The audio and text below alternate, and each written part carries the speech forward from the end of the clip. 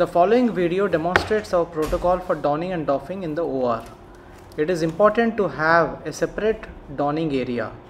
Since most of the ORs have not been structured to have a separate donning area, a small station may be placed just adjacent to the scrubbing area as we have done. A chair should be placed to allow the surgeon to sit comfortably and put on shoe covers. The first step is putting on the shoe covers. It is important to first wash hands thoroughly before placing on the surgical cap and mask. So one should first wear the surgical cap followed by N95 mask. Another 3-ply mask is placed over the N95 mask. The next step is to wear goggles. A good quality goggles should be worn which has an airtight seal all around. We prefer to use the Black & Decker goggles, but any good quality goggles with a complete air seal may be used.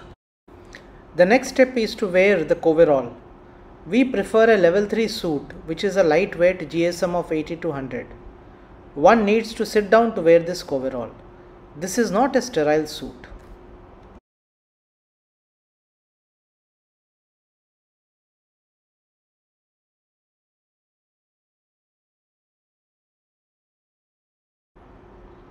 The next step is to wear gumboots.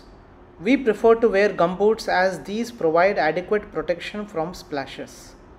Some surgeon may find this difficult to wear this, but we have been wearing this since several years and have become accustomed to the same.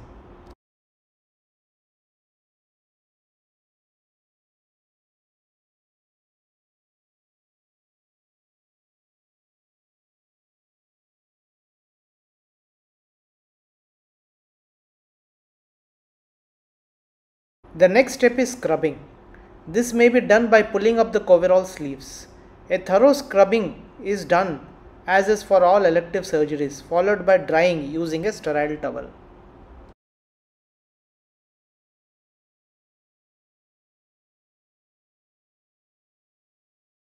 The next step is to wear a sterile surgical gown. We use a standard surgical gown with an antiviral barrier along with double gloves.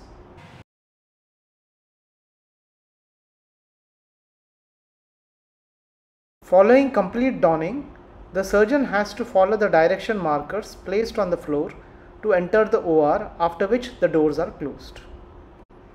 It is important that once the operating room personnel enters the OT, they cannot come out of the same entry route. They follow a different exit route which takes them to the doffing area. In our case, we have converted a complete OR room into a doffing area. It is important to keep the doffing area, unlike a donning area, in a separate room with all the doors closed with separate ventilation. During the COVID pandemic, we have increased the air exchanges in the OR to more than 25 per hour and have also created a negative pressure OR. Prior to doffing, it is important to first clean the gloves with sterilium, remove the face shield first. To clean the gloves again and then remove the gloves as shown here with slow movements. Invert it and slowly bundle it into a small ball and then dispose it off. It is important to have an assistant who is wearing a full coverall in the room. One should imagine that while doffing, the infective material may be sticking on the outer surgical gown like a powder, and hence slow movements are necessary while removing the gown. A two-layered suit is necessary as the inner suit will take most of the infective smell from the outer gown. One should undertake demonstration exercises in every OR before starting or streamlining surgeries, as most of the infections take place while doffing. The next step is to remove the shoe covers. As may be seen here, the shoe covers should be removed by the surgeon by sitting on the dirty chair. In the doffing room, we have kept two chairs. One is a dirty chair used by the surgeon to sit down while removing the coveralls are still on, and the other a clean chair used while removing the coveralls. The clean chair procedure will be shown shortly. As you may have noticed, we have also kept linen sheets soaked with sodium hypochlorite on the floor for the surgeon to walk during the procedure of doffing. One may now see that the doffing procedure is more complex than donning.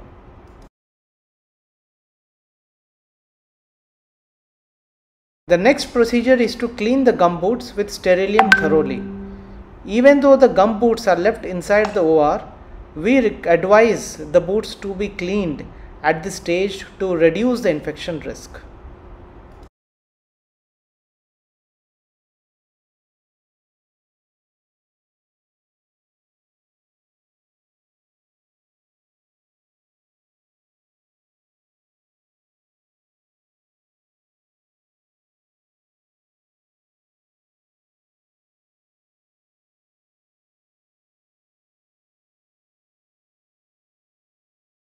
The gum boots are removed next.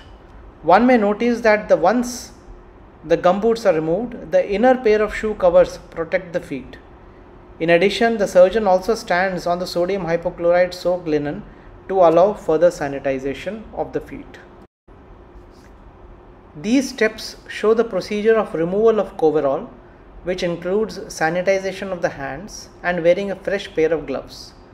Then the surgeon walks to the clean chair and then removes the coveralls by slowly inverting it.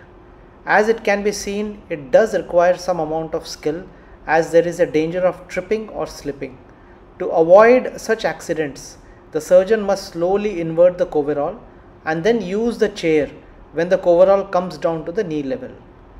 All the movements must be slow, without hurry, as any accident like falling on the ground, touching face, etc. could be dangerous or risky.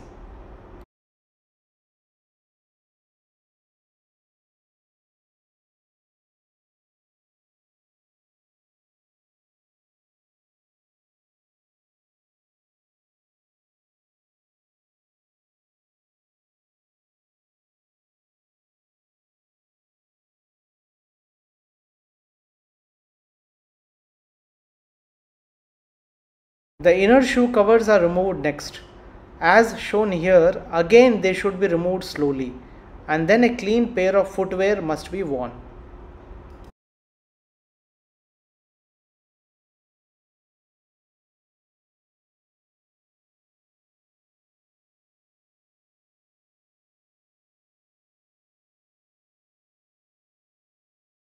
The next step is to remove the gloves. Sanitize and wear a fresh pair of sterile gloves before removing face apparatus. Note the method of removing gloves. While removing the face apparatus, the cap must be removed first, followed by goggles, which should be kept in a plastic box filled with sodium hypochlorite solution. Next, the 3-ply mask should be removed.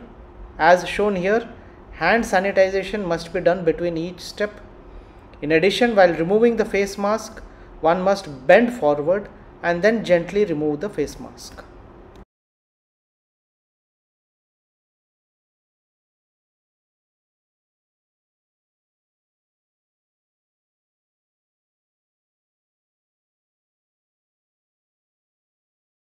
The surgeon will now walk away from the doffing area, wear a fresh cap, mask and gloves.